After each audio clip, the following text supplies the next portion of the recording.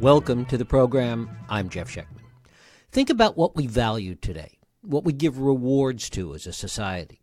Now imagine, if you can, a business tycoon who was modest and filled with generosity, who would gamble $1 million on one roll of the dice, but whose story is a real Horatio Alger rags to riches story. A man whose word is his bond, who eschews self-promotion, yet operates in Las Vegas. A man who saw the importance of the larger world and helping others in it while still appreciating all that is American. A man who knew how to fly, but never too close to the sun. That's in part the story of Kirk Kerkorian. It's a story told by my guest, William Rempel, in his new book, The Gambler. William Rempel is a veteran investigative reporter and editor with the Los Angeles Times. He's been recognized with numerous journalism honors and awards and was a finalist for the Goldsmith Prize for Investigative Reporting. He's the author of the previous book, At the Devil's Table, the untold story of the insider who brought down the Cali cartel, which was the basis of an 80-episode Spanish-language television series, and he was a consultant for Season 3 of Narcos on Netflix. It is my pleasure to welcome William Rempel here to talk about The Gambler, how penniless dropout Kirk Kerkorian became the greatest dealmaker in capitalist history. Bill, thanks so much for joining us. Hey, it's my pleasure. It's such a contradictory character that Kirk was, and so fascinating to a writer. Such a contradictory character in that he was as modest as he was, that he eschewed self-promotion, but yet that he operated in Las Vegas, in Hollywood, in some of the most high-profile businesses imaginable. Absolutely right. Yes, he was. His friends were the Cary Grants and literally and Frank Sinatras of the world. So he was hardly a hermit. He was everywhere and socially active, but he wanted no part of celebrity himself. That was what he did, everything he could to avoid. From what you discovered about him, how did he reconcile that? How did he reconcile the fact that he was surrounded by celebrity and surrounded by what we would call today celebrity businesses, and yet want to keep such a low profile for himself?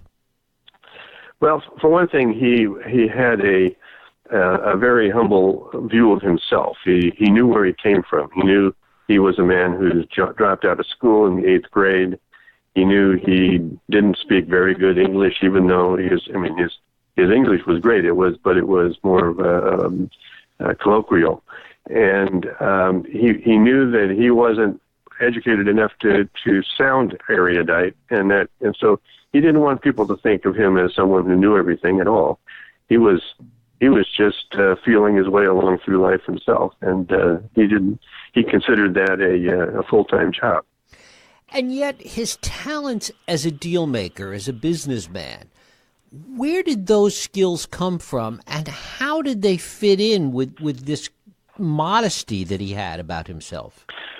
Well, I think there's one of the characteristics he brought to these big deals was daring, simple daring, nerves of steel. And I believe that goes back to his very early days when, as a boy, he and his family faced eviction from the family farm, and later they moved to Los Angeles and were always just one step ahead of the eviction notice at various places they rented. His father was an entrepreneur who sometimes was successful and often wasn't. So that sort of insecurity and the fact that they accumulated no things. What they accumulated were friendships and family loyalties, and in the end, the value system that was embedded in his psyche and his DNA was the value of friends and family. And things mattered so little that whether he made money or lost money, he just enjoyed the thrill of the risk. What was it that brought him to Vegas initially? What was the attraction for him? Well, initially he was, after World War II, in which he played a role as a contract pilot for the Royal Air Force, flying aircraft from Canada over the polar route, a very treacherous polar route in those days, to Scotland for use in fighters and bombers for the RAF. After the war, he had a few dollars left over from the contract work he did on that flying effort, and he put it into a small charter business that he started out of Los Angeles. And the LA or Los Angeles Air Service became a vehicle mostly to get to Las Vegas. That's where most people were going in the 1940s and the early 50s.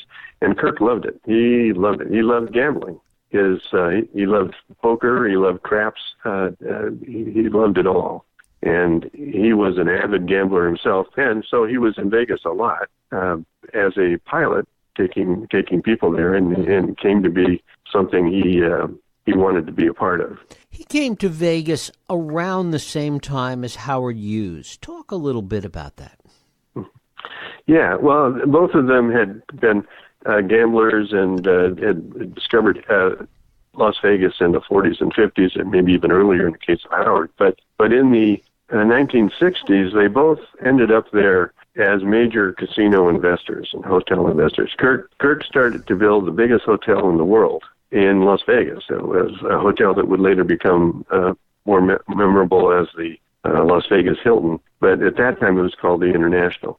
And Howard Hughes had just come there with a pocket full of cash. He had $500 million from selling TWA, and he invested it in casinos.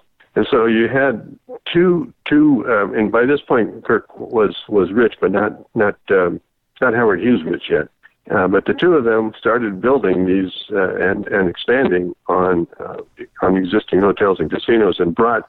And in effect, they pushed the mob out of town. It was the beginning of the end for the mob, because these two guys didn't need mob money to build. And the both of them had their own funds and their own banks, and they had stockholders, shareholders to satisfy.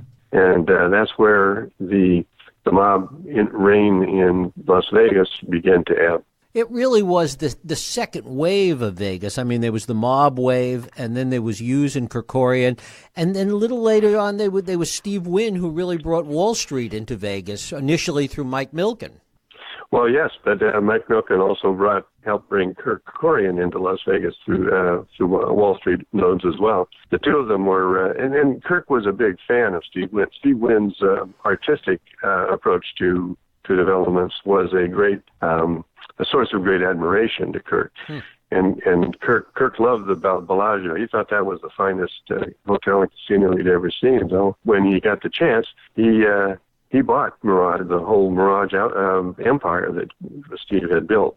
Talk a little bit about his modesty and his generosity, and his modesty even about that. Well, his view of charity was quite profound. He said, if charity that expects anything in return isn't charity, it's not charity. It's whether it's rewards or names on buildings or tribute dinners, whatever. Kirk wanted none of that. He wanted his charity to be seen as strictly personal from him, and it was without strings attached, so long as the recipient didn't go around telling everybody that he got it from Kirk. Kirk wanted no credit for that. And it was a reflection also on how he conducted business. He built very loyal teams, management teams in all of his hotels and casinos, because, as they said, Kirk took all the risks and he shared all the credit. And that built such great loyalty and devotion to him in every aspect. So it was his business strategy, it was his charity strategy, and he was one of the most liberal givers of cash to causes of any billionaire.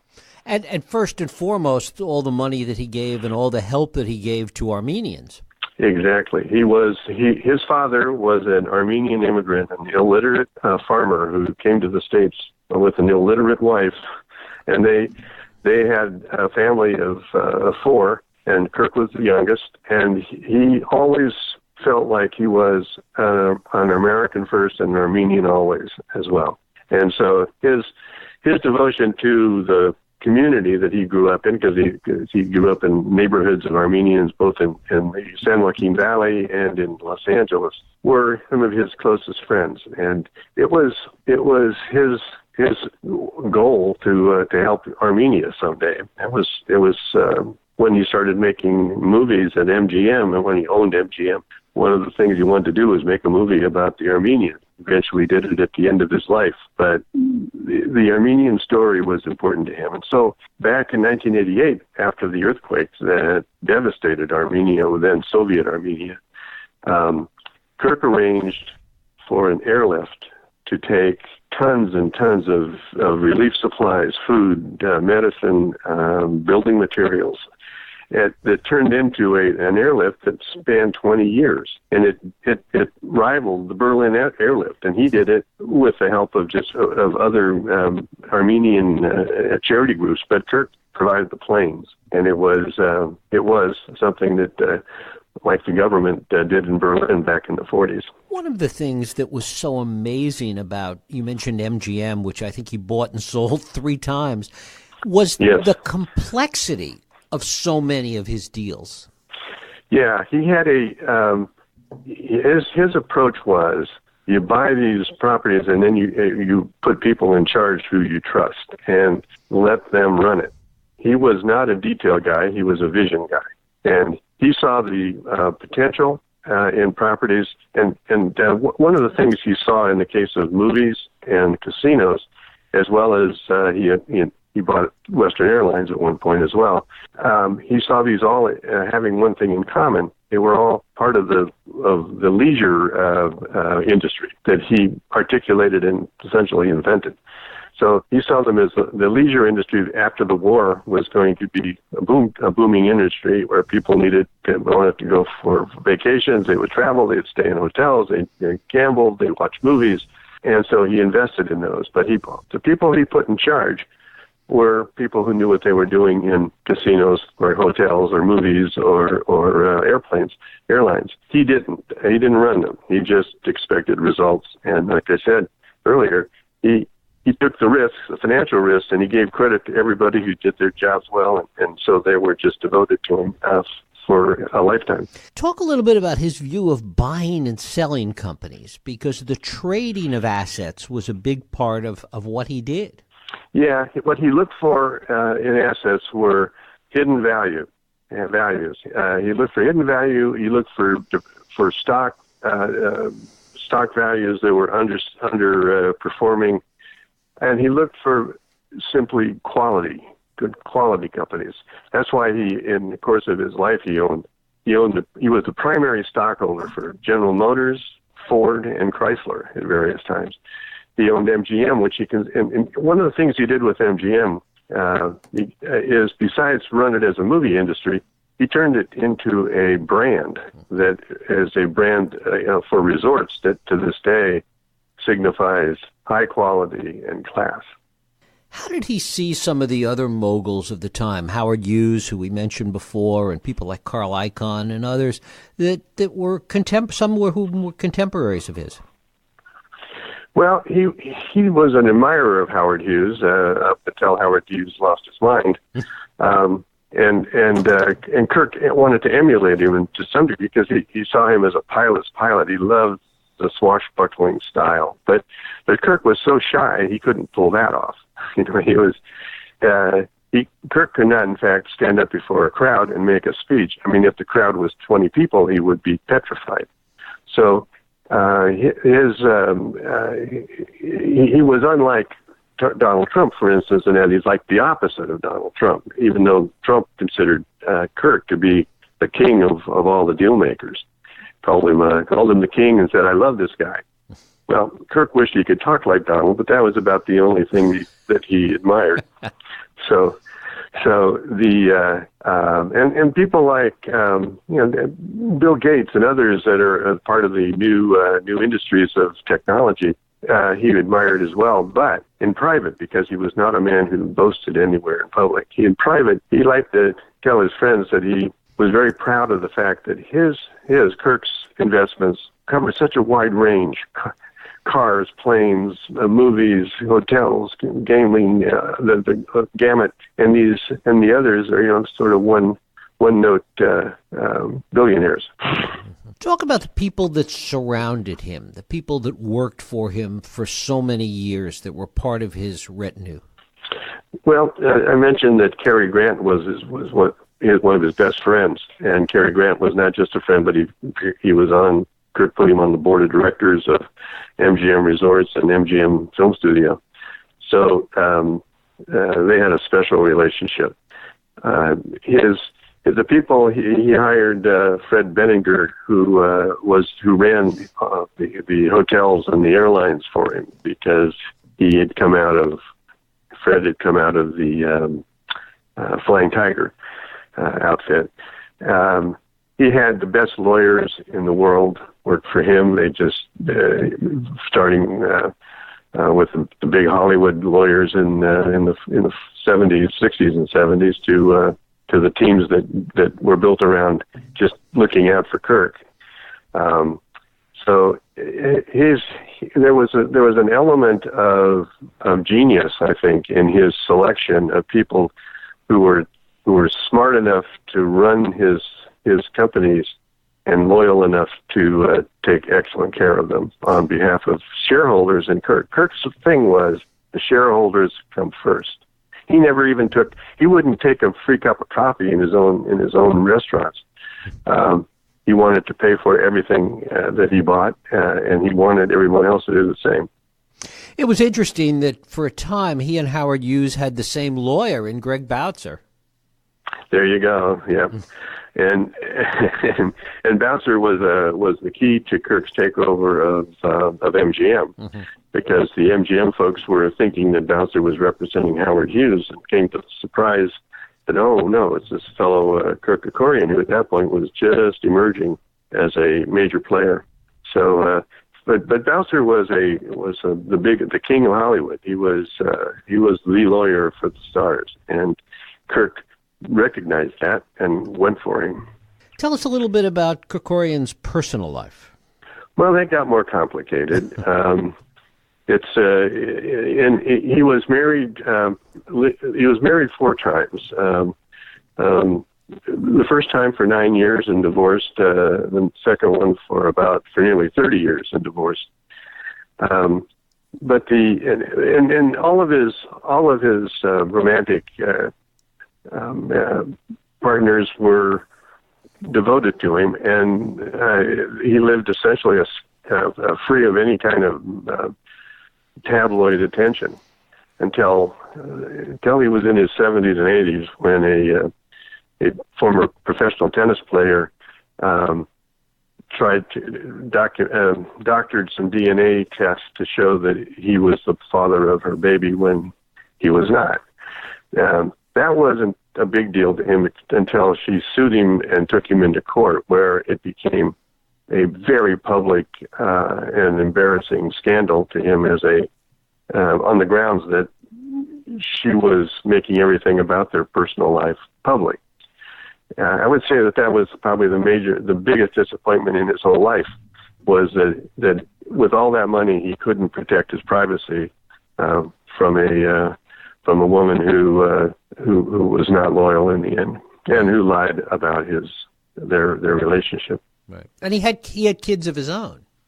Yeah, he had one daughter by biological daughter, and he adopted another. So the 2 girls grew up together. And the third baby that was not his, he still adopted, and she received a substantial trust fund in his will. So he was a man who had promised that even before he knew that she was not his, and he kept that promise even after he knew that it was not the father. So he's a very generous man in that regard too. But he was also like that in business. He was a man who said he carried no grudges. Another way that he's quite different from other billionaires we know. He carried no grudges. He hated to fire people. And when business was done, business was done. People that he did battle with in business became his social friends. so that was part of his MO as well. Steve Wynn is a good example of that. At one point, he could have done a lot more damage to Wynn than he did when he bought him out. Absolutely. Kirk's lawyers and business advisors all wanted a non-compete clause in the buyout agreement so that Wynn could not come back and build another hotel in Las Vegas after he sold Mirage to Kirk. Kirk had to have none of that. He wanted competition. He believed competition was good for everybody, and that the best thing that Wynn could do would build a new hotel across the street from him. And of course, that's what he did. Kirk loved competition. I can't emphasize that enough. He was a boxer. He loved to be in the ring alone fighting. He was an avid tennis player who played on the senior circuit in his 80s. He loved to be out there on the court wailing away at those tennis balls. So he loved competition in every aspect of life, and he's particularly loved it in business. What regrets do you think he had? I mean, he lived to, almost 90 or past 90. What regrets did he have? He was 98 the day he died. And, I think his regrets at the time were that he ran out of stamina to do business deals before he ran out of the desire to be doing them. But he was still buying and selling into his 90s, so he made a pretty good run of it. As regrets, I think he considered life a big craps game. That's what he called it. Life's a big craps game, and I've had a lot of fun, he said. So I'm not sure he went to the grave with a whole lot of regrets. I think he regretted having his personal life hauled into the headlines of the tabloids in Los Angeles and at the courthouse. But I can tell you that as a researcher who could find very little in the public record about Kirk compared to other billionaires, those court records were just golden from the standpoint of getting to know Kirk better, both from the things he filed and the things that his girlfriend filed. Right. And did his girls take over the business, or did they have any interest in taking over the business, which was named after them? The daughters were all had their own lives and they had no place in either of any of his companies. But he set up trusts for them, and they've as far as I can tell, are living happily ever after. He had one executive, Alex Yemenigian, an Armenian from Argentina, who became one of his closest advisors and executives. And I think Alex was the son he never had. He had that kind of relationship with him for quite a while. Alex ended up running MGM and selling it the third time. So he had people around him, and Terry Christensen was a lawyer that was close to him. That they bonded in ways as friends that go beyond simple business associates. It's interesting that he outlived so many of the people that he did business with. Yes, it is. He outlived all his friends, his family, most of the early business people were all long gone.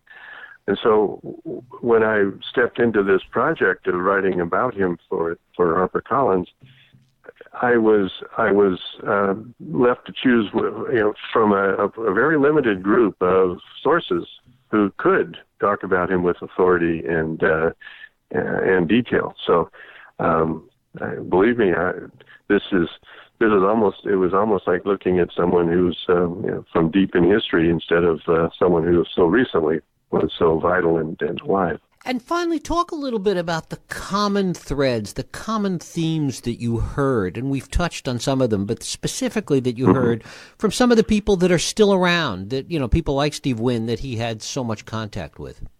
Well, Kirk was such a gracious man. Everyone was his friend. His integrity was unimpugned. When he told you he would do something, he did it. When he shook your hand, you had a contract. I mean, these are old-fashioned ideas, but Kirk maintained old-fashioned ideas throughout his life. There's a story that Alex Yemenigian told about when Kirk was selling the Desert Inn that he had bought from the estate of Howard Hughes at one point, and Alex was a relatively young guy with the organization then, and he'd taken a bid for this hotel from a group of Japanese investors and accepted it. Thought it was a good deal. Shook hands, and then the next day he got a competing bid late that was way better. May have been close to double. So Alex felt terrible, and he called Kirk to see what he should do. And Kirk's question was, "Well, did you agree to this deal?" And Alex said, "Well, yes, I guess I did." And Kirk said, "Then why are you calling me?" And hung up. How many businessmen have that would put integrity ahead of a few $1 million? William Rempel, his book about Kirk Kerkorian is The Gambler. Bill, I thank you so much for spending time with us today. No, it's my pleasure. Thank you, Jeff. Thank you.